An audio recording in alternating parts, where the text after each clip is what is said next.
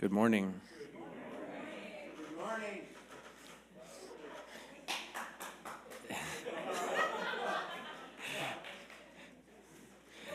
Years ago, when I began to observe the solstice and equinox cycle, a scientist whose work I follow explained it in a way that helped me to make sense of these points of the year. His explanation of the winter solstice brought me to my own impressions that gave his scientific perspective a spiritual slant. I'll share that with you right now. The dark time has come. The earth in her great dance around the sun has come inevitably to the solstice, the time of extremes, of distance, of darkness and light. In our hemisphere, we experience this time as one of cold darkness, of shortening days and lengthening nights. The earth is tipping, from our perspective, further and further away from the sun. We wait, but the moment when darkness is greatest is not entirely predictable. The spinning dance of the earth continues, but for one brief instant, when the axis of the earth's rotation crosses the line through the center of our orbit around the sun, the tipping stops. And for a moment, we seem to stand suspended in space, pulsing with potential movement and ongoing life. Then, like a child's top that almost fell over, we are saved by the spin and lifted up again towards the light. As our days gradually become longer and nights shorter, we prepare to say goodbye to this year and welcome the impending year. In this, let us remember the richness of our diverse community.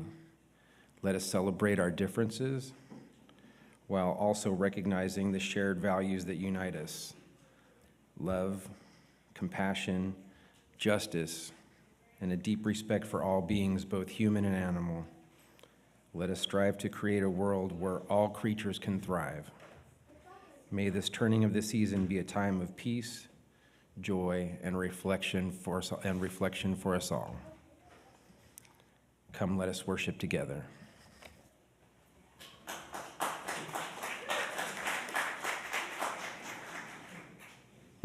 Good morning.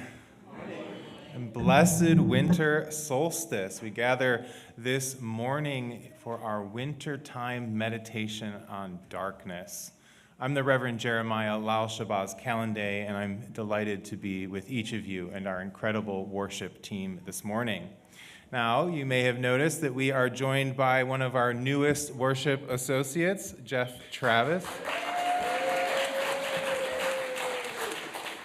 This is our first Sunday. This is his first Sunday with us in this new role, so I promised him we'll go easy on him. So let's hold that and hold him in our hearts this hour.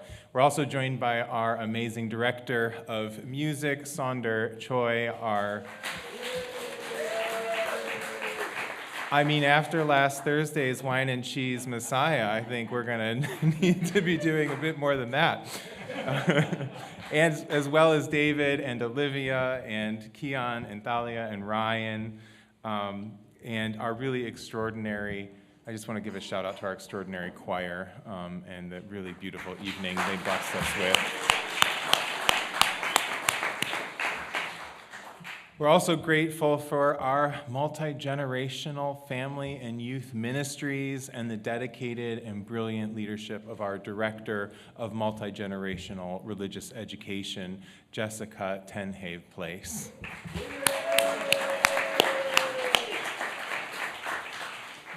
What a community we have to support each other in challenging times and to celebrate in those times of elation. Now, the Unitarian Universalist Congregation of Santa Monica is a contemporary congregation with roots deep in the centuries-old traditions of Unitarian Universalism. We are an open and affirming congregation, celebrating our trans and queer members and friends, working for justice for Black, Indigenous, and people of color communities, and towards full inclusion for those living with disabilities, as well as protecting our precious planet home and all of its inhabitants. We draw upon sacred, secular, and scientific sources in our liberal tradition, and we welcome spiritual beliefs from all of the world's religions and from humanistic, atheistic, and agnostic wisdom as well.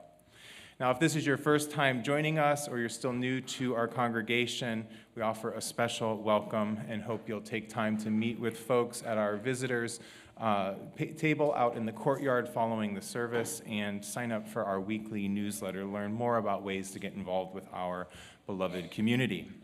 Now, as we begin, we'd like to acknowledge that we gather upon the sacred lands, near the life-giving waters, and beneath the beautiful sky of indigenous people.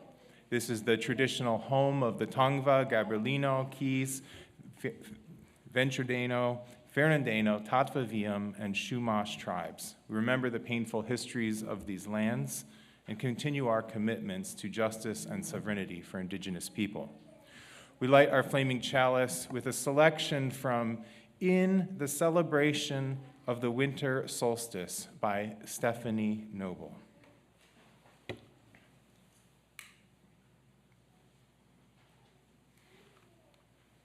Do not be afraid of the darkness. Dark is the rich, fertile earth that cradles the seed-nourishing growth. Dark is the soft night that cradles us to rest. Only in darkness can stars shine across the vastness of space. Only in darkness is the moon's dance so clear. There is mystery woven in the dark, quiet hours. There is magic in the darkness. Do not be afraid.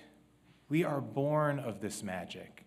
It fills our dreams that root, unravel, and reweave themselves in the shelter of the deep, dark night. The dark has its own hue, its own resonance, its own breath. It fills our soul, not with despair, but with promise. So do not rush the coming of the sun. Do not crave the lengthening of the day. Celebrate the darkness, here and now, a time of richness, a time of joy.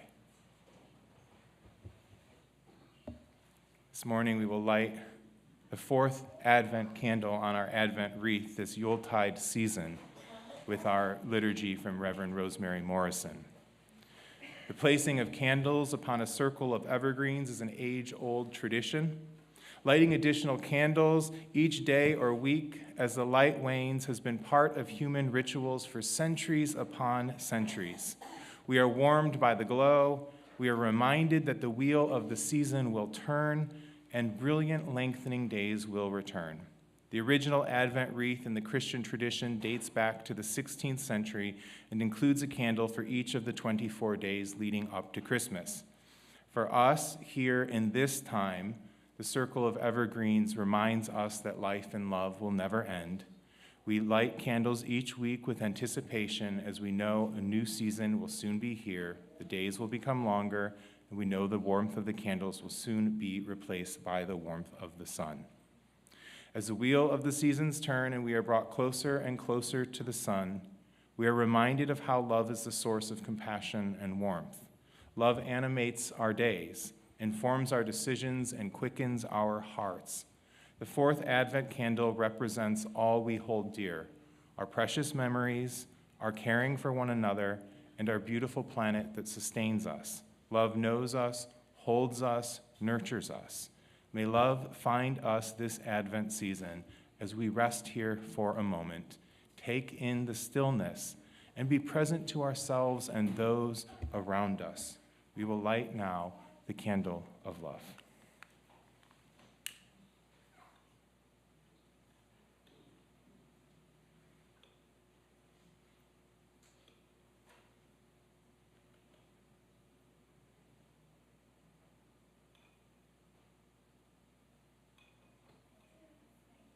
And it joins hope, joy, and peace. May they all be yours. Now let us rise in body or spirit and sing our opening hymn, number 1063 in the Teal hymnal, Winter Solstice Chant. And then please remain standing for our covenant and hymn of praise. So for this chant, we will sing verses 1 and 4 together. If you identify as a treble voice, a soprano, or an alto, we will sing verse 2. And if you identify as a lower voice, a tenor or a bass, we will sing verse 3. But verse 1 and 4 together.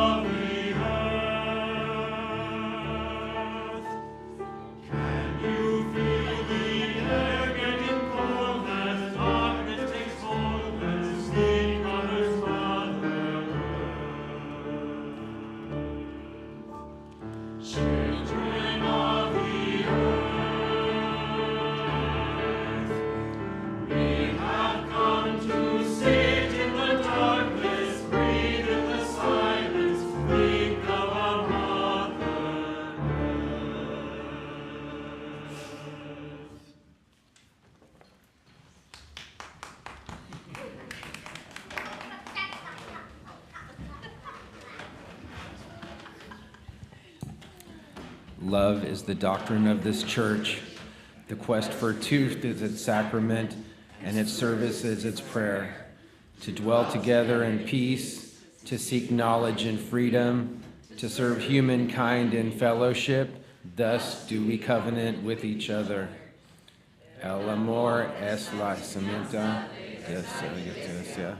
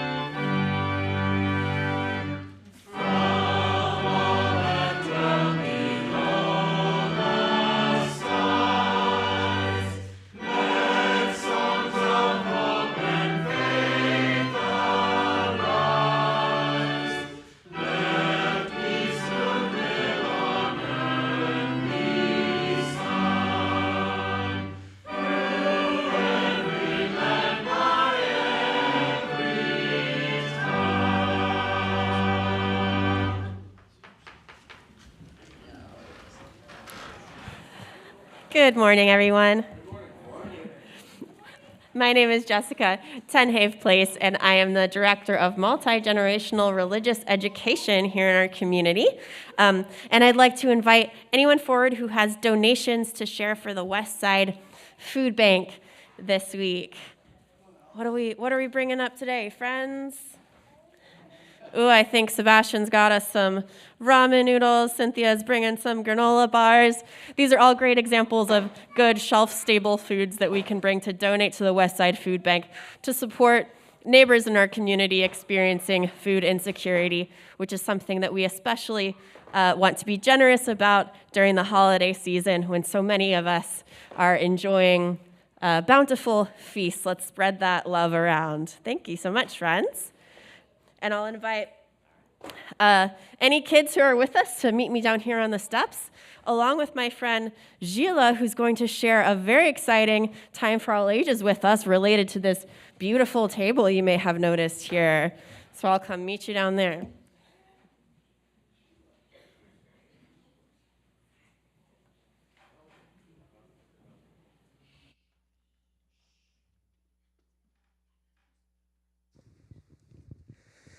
Hello, everyone. How are we doing today? Good morning. Maybe a little sleepy today. That's okay. Well, last week in RE, we were learning a little bit about the winter solstice, getting ready for this week, and we learned about Yule, about Soyal, which is a winter solstice festival celebrated by the Hopi people, and Gila is here today to teach us about another winter solstice celebration, which is called Yalda. Yalda. Am I saying that right? Can everyone say Yalda? And so where is that holiday celebrated? This holiday is celebrated the first night, first day of when the winter starts. So like 21st of December, we celebrate every year we celebrate the winter solstice. And the way we do it, we go to the elderly people's house, and we sit with them, and we set up the table. If you guys want to come and look what I have on the Yeah, table. we can all come take a little peek at the table. Don't pull anything down there, but people can come take a look. You can come up and look at it. Oh, wow. Yeah. What are some things that we see up here? What do you all see? Okay. I see cookies. You see cookie? Cookies. Yeah, that's a good first thing to look out for. What else do we see? I see pomegranate. Pomegranate, yes. So what did some of these symbols mean?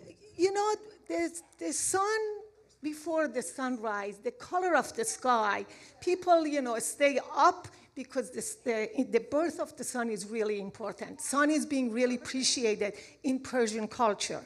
And so we sit around the table until the sunrise. So the color of these fruits, like a pomegranate, and also the persimmon and watermelon, it's kind of colors of, we say, the color of the sky before the sun comes out. So we put those on a table. We put a lot of different kinds of dry nuts, and another way to say that being grateful for the fruits and for the food that Earth is giving to us. And let's I see. noticed some of those colors Yeah. in the outfit you're wearing too, which is beautiful, by the way. Persian culture is extremely rich in its, if we are rich in dancing, we are rich in a lot of different things. So it's important. And then we have Farvar. This is a statue. Before the religion of Islam in Iran, people were practicing Zoroastrianism. And Zoroastrianism, based on, their motto is like good deed, good talk, and good speech. Good deed, good thought, and good speech. So like in Iran, this represents soul and the wisdom of the human being. And they believe, or Zoroastrian people believe, there is a goodness, and there is potential for being cheated, being tricked by the evil. So, and then many poets in Iran, like Hafez, Rumi, they emphasize practicing the goodness. And in many Western culture, they are using Persian poet because they emphasize on that. And so I guess. And then What's the book we have there? the What book that? is a book of Hafez, and the book of poetry.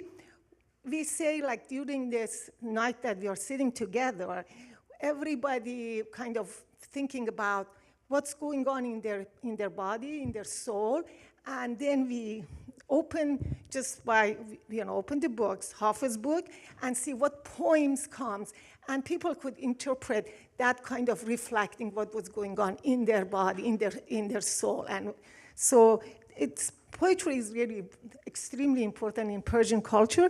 And like I put joy here, happiness, it's important.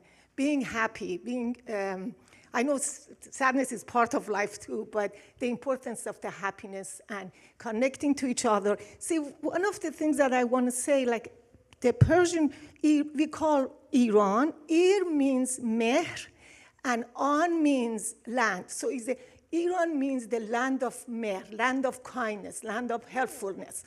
Yeah, that's, and then this is Persian, beautiful Persian writing. It says,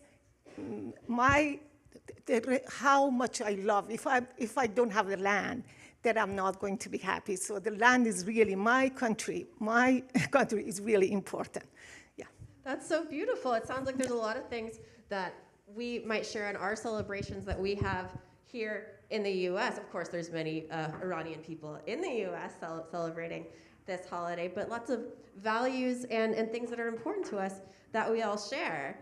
And did I see that Cynthia has a question? Well, my question was, what did that say? But she All right, we read your minds.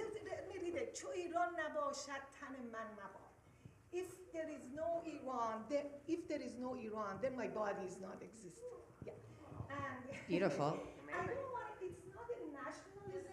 it's not a nationalism as Iran is really the country of love and kindness. That's how the origin, we read here about Mawlana, Rumi, Hafiz, they all are talk about love, the importance of paying attention to their goodness. So it's not nationalism, it's the beauty of and the preciousness of human soul.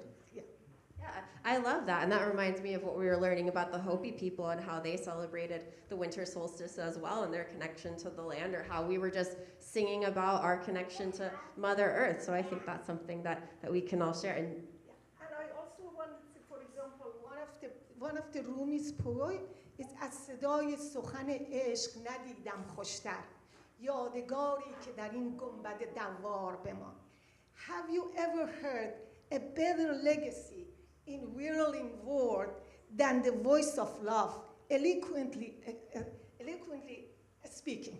So the love is like, there is nothing more important than love, and that's what it would stay in the world.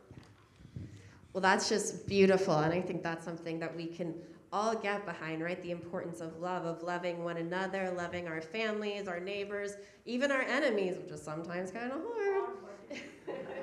But I'm so glad that these holiday celebrations that share so many wonderful qualities are something that can bring us all together in love. So can we say thank you to Gila for teaching us about Zelda? Thank you so much. And this could be played. If it does, I would like to, Oh, yeah. Do you want me to hold it? And then we're going to hear some music. I can dance if you hold. Oh, yes, please.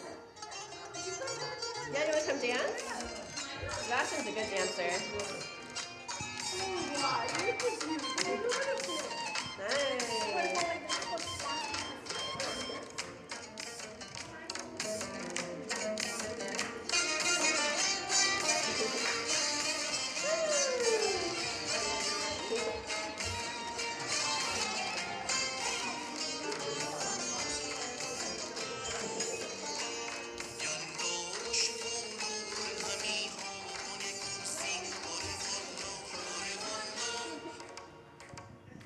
Beautiful. Thank you so much.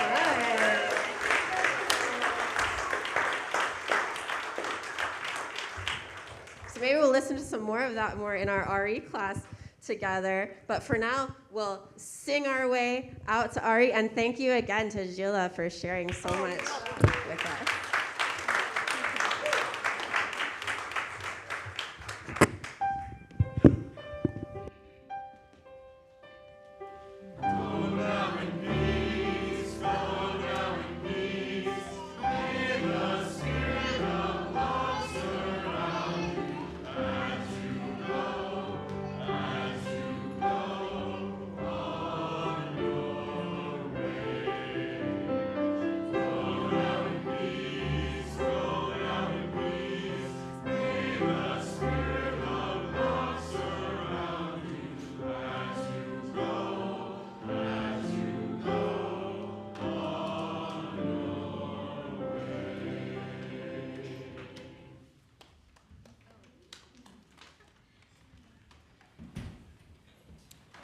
Please silence your cell phones. our announcements this morning. To begin with, on Saturday, January the 4th, from 12:30 p.m. to 3 p.m., you're welcome to attend the Watercolor Saturday, where you can enjoy working with colors and let your inner artist show forth. Watercolor basics will be explained. Feel free to bring your own paints, brushes, and watercolor paper if you have them. Otherwise, these items will be provided to you for the first meeting by Betty. She will share information about supplies that you will need for future meetings. Please contact Betty Barclay to register. On Wednesday, January the 1st, from noon through 1 p.m., our open meditation group will meet on campus and via Zoom. Whether you're a beginner who is just curious about meditation or have been meditating for years, you are welcome to sit with our group. The meditation group's Zoom link can be accessed online via the event listing on our calendar. On Sunday, December the 29th, from 11:30 a.m. through 12 p.m., you can participate in the Lunches for Bunches program. The group meets under the shade structure after the service, where they prepare brown bag lunches for our homeless neighbors. Afterward, they'll be delivered to Turning Point, a temporary housing shelter for unhoused people in Santa Monica. If you're unable to join in person, you have the option to support the Hunger Task Force by donating online via our website. And finally, on December 24th, from 6 p.m. through 7 p.m., we hope that you can join us for our annual Christmas Eve candlelight service as we travel from our sanctuary to Bethlehem to celebrate good tidings of great joy with stories, songs, prayers, and carols. Refreshment and fellowship will follow. Parking will be available, and all are welcome. And as always, please refer to our website or newsletter for more details. And right now, it's a great time for you to greet your neighbor, please.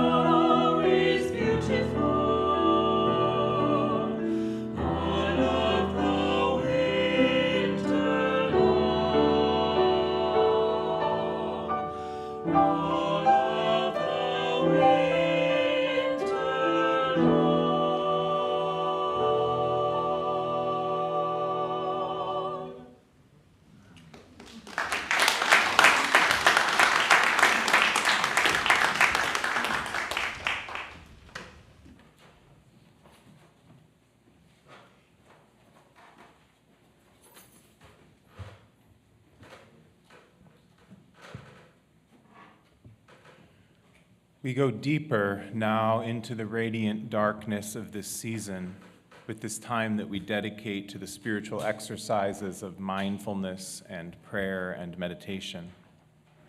Let us breathe together mindfully, becoming more aware of our inhalations and exhalations, more aware of our postures and adjusting them as we see fit, more aware of our inner beings and of this sacred space we share together. Breathing together, our mindfulness is expanding, and we are returning to the serene calm at the center of our beings. I invite you to close your eyes in this space of peace and comfort as we enter into this guided winter solstice meditation by Lynn Cox. We pause as the path of the sun reverses, seemingly holding its place for a moment of turning. Let us delve into the gifts of darkness at the winter solstice. We follow curiosity and contemplation down into the cold earth, taking a journey to the world beneath the surface. Here we find acorns gathered by squirrels and chipmunks, perhaps to be food laid in store, or perhaps to become trees in the fullness of time. We find the burrows of hibernating animals, those who sleep and repair. We find seeds, including some that will not sprout unless they first wait through frost and ice. Life finds rest and renewal in the darkness. May those who are weary find comfort. May those who are struggling find meaning and companionship. May those who are injured or ill find recovery. May those who are hungry find abundance. Let this be a time of healing, and may the dreams of the dark lead us to share these gifts with one another.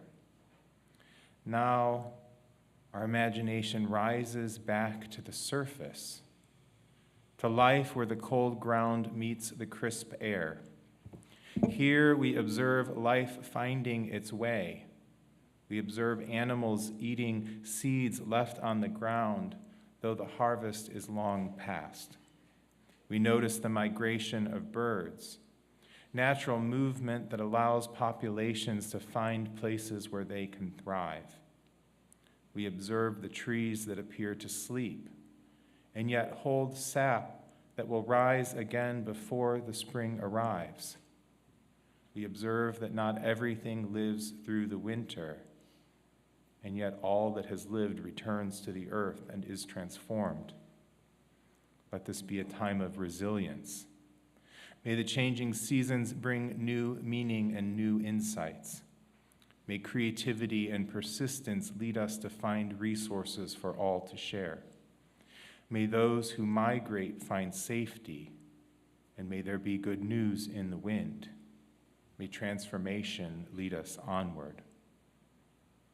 We now lift our imagination to the sky, to the returning of the sun and to the brilliant winter night.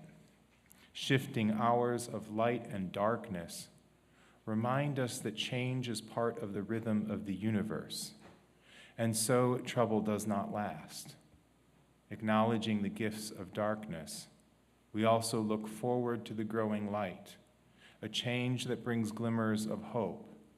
We marvel at the beauty of this time, stars unobstructed by leaves, jewels of the night shining over the land, moon, and meteors inspiring us to awe and wonder. Let this be a time of celebration. What joy can be found? Let us hold it close, blow on its embers, and share its spark. We do not take for granted having come this far, and we give thanks for our companions on the journey. Let us continue our meditation now in silence for a few brief minutes. I will ring our singing bowl to begin and end our time for silence.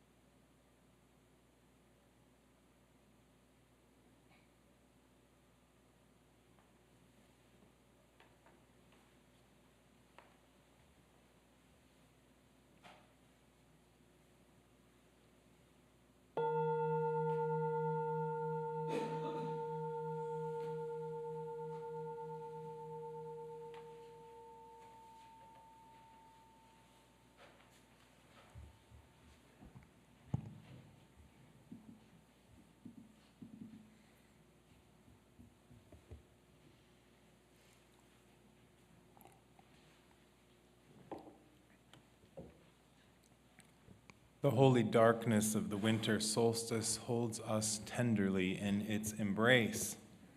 It's the darkest time of the year. The nights are long and cold, the daylight is fleeting, and we are invited even deeper into winter's meditation.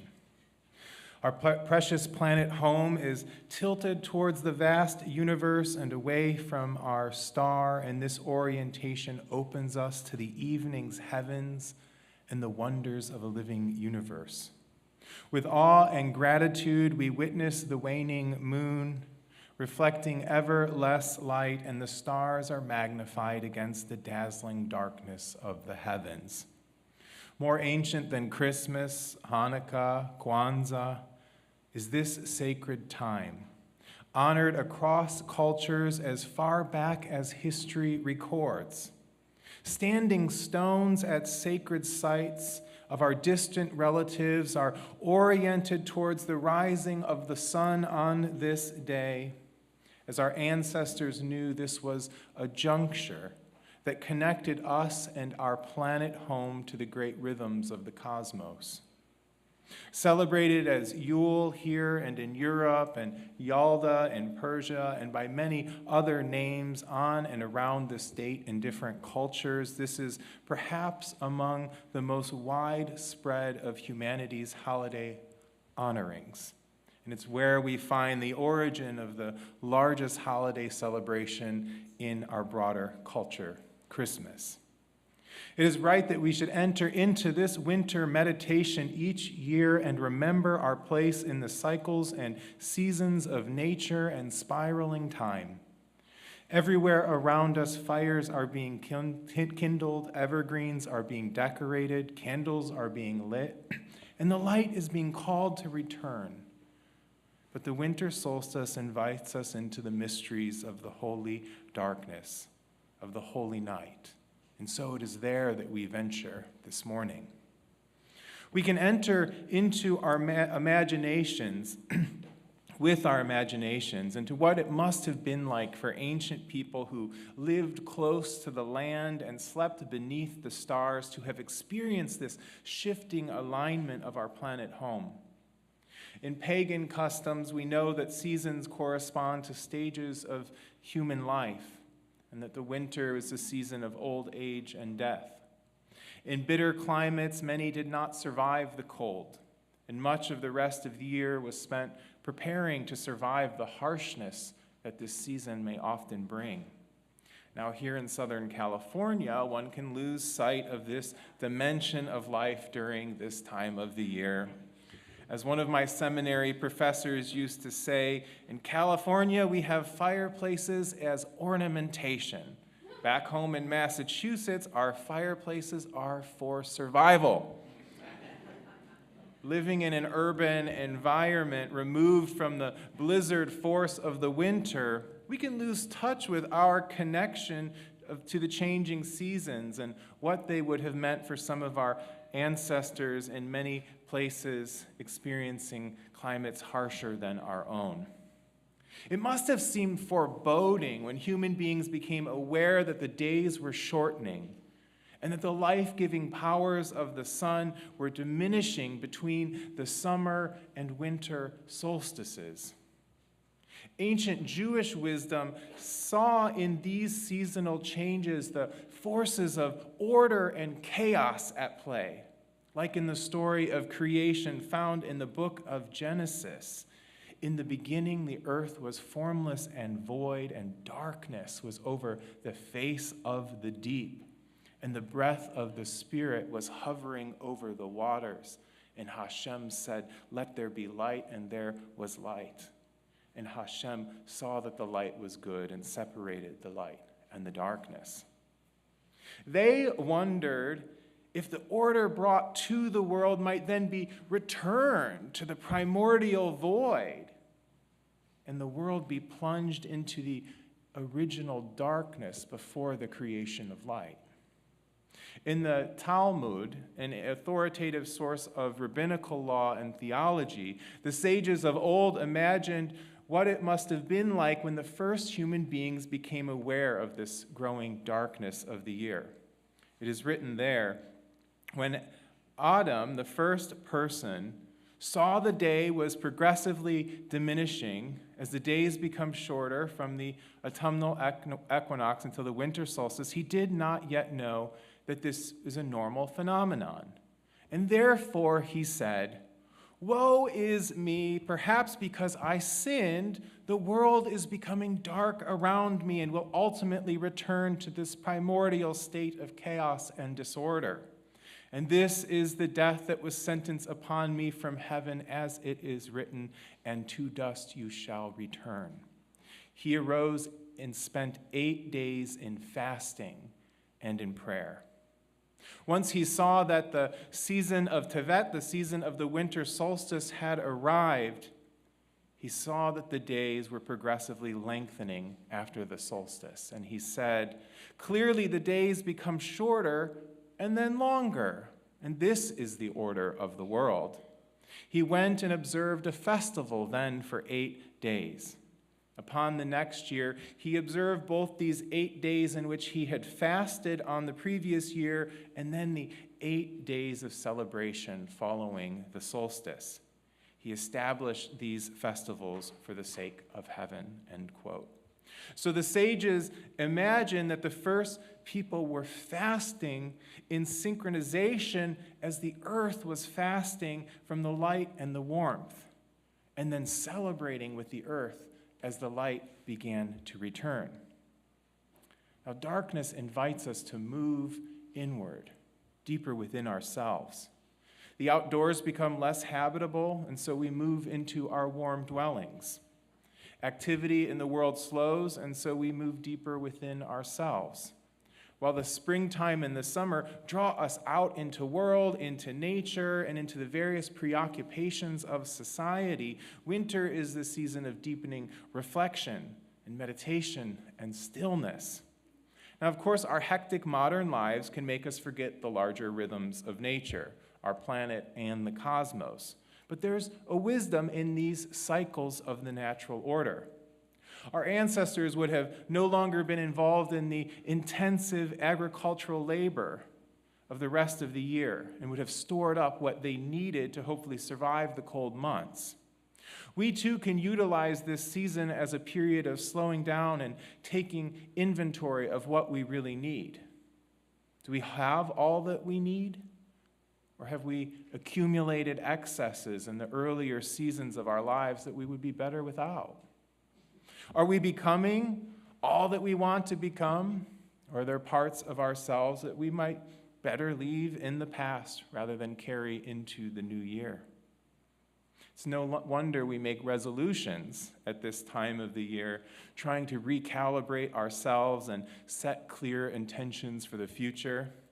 It seems perhaps Adam was not alone in his fasting at this time of the year. Now, while capitalistic and consumer cultures tell us to purchase more and accumulate in the seasons of celebrations and gift-giving and feasting, the winter's invitation is to that of the barren trees on the hillside and the hibernating creatures sheltered by the earth. This can be a season of fasting and release as we consider all that we've accumulated, all that we really need, and all that we're willing to let go of. One of my spiritual friends introduced me to the practice of monastization. We made this word up. Or living like religious monastics who take vows of poverty and abstain from attachments to material things. Many traditions teach that material excess, never brings lasting happiness. It just clutters our lives and makes it more difficult for us to appreciate what really matters: our well-being, our values, our relationships, our families, our community, other beings, the natural world, the great spirit of life.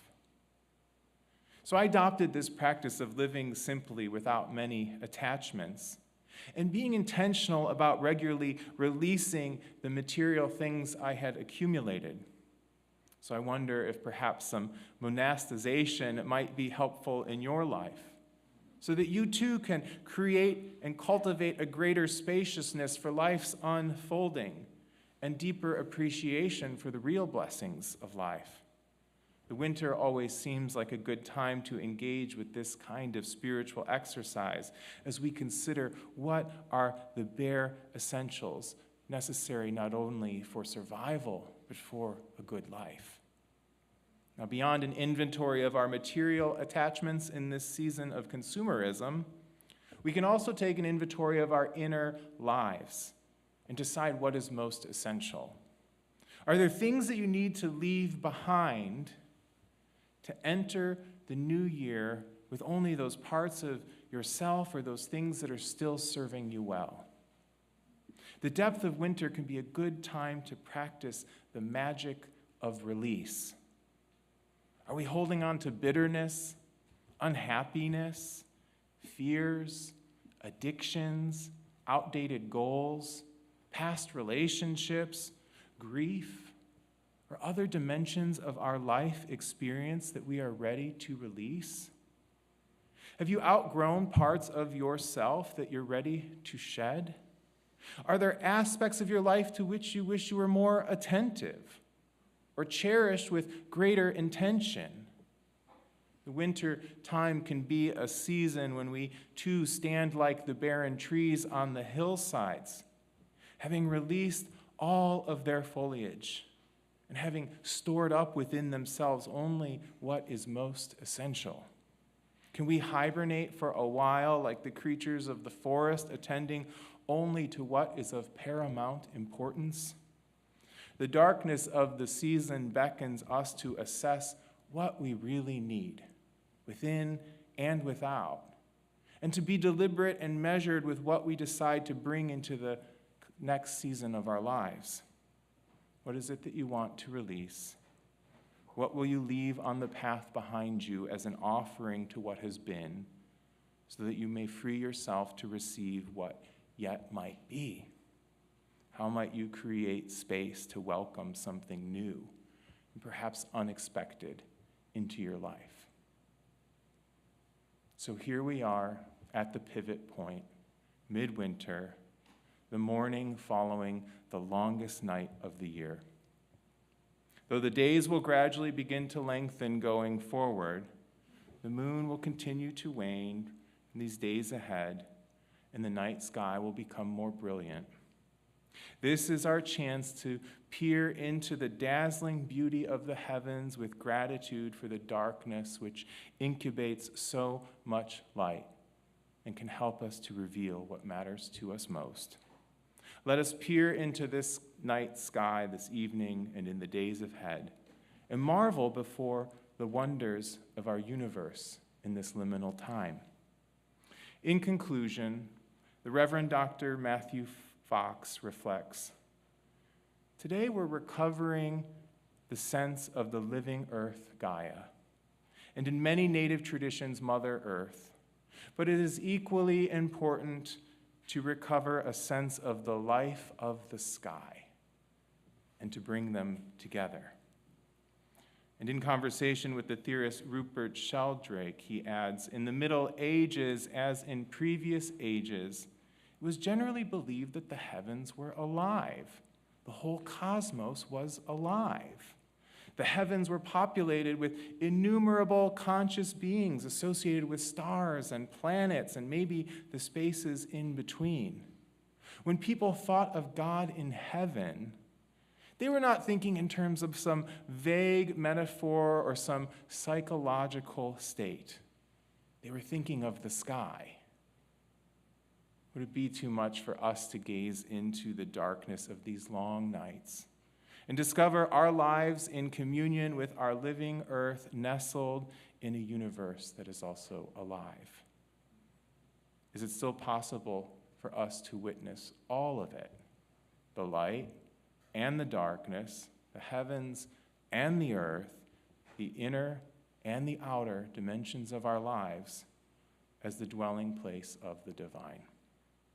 In the darkness of the winter solstice, may we find holiness everywhere. May it be so. Amen, and blessed be.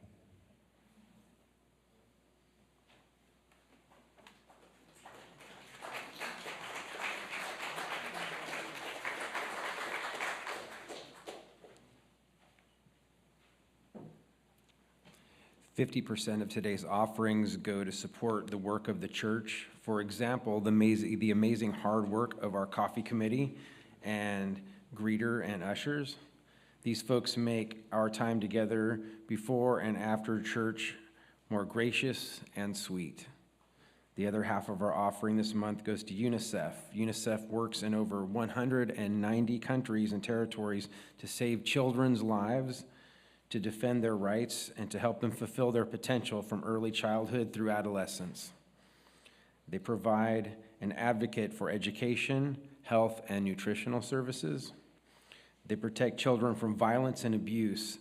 They bring clean water and sanitation to those in need, and they help keep children safe from climate change and disease, including work as the world's largest provider of vaccines.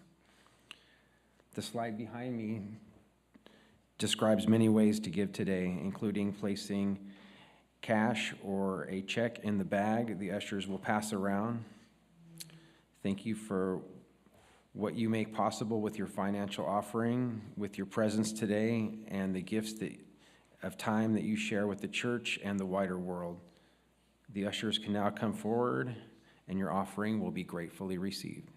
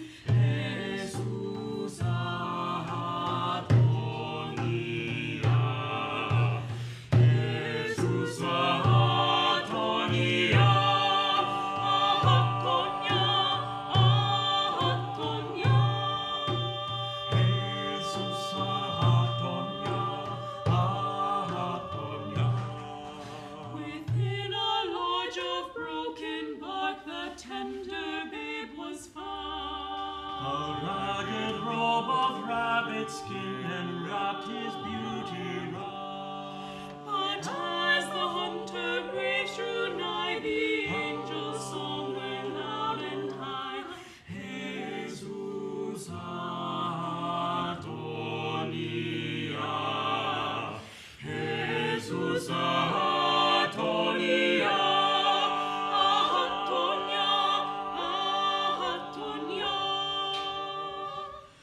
Jesus Adonia,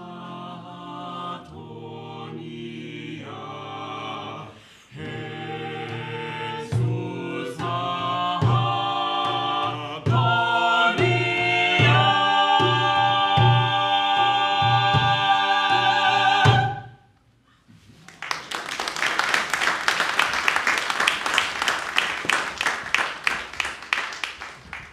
Please rise in body or in spirit for our closing hymn.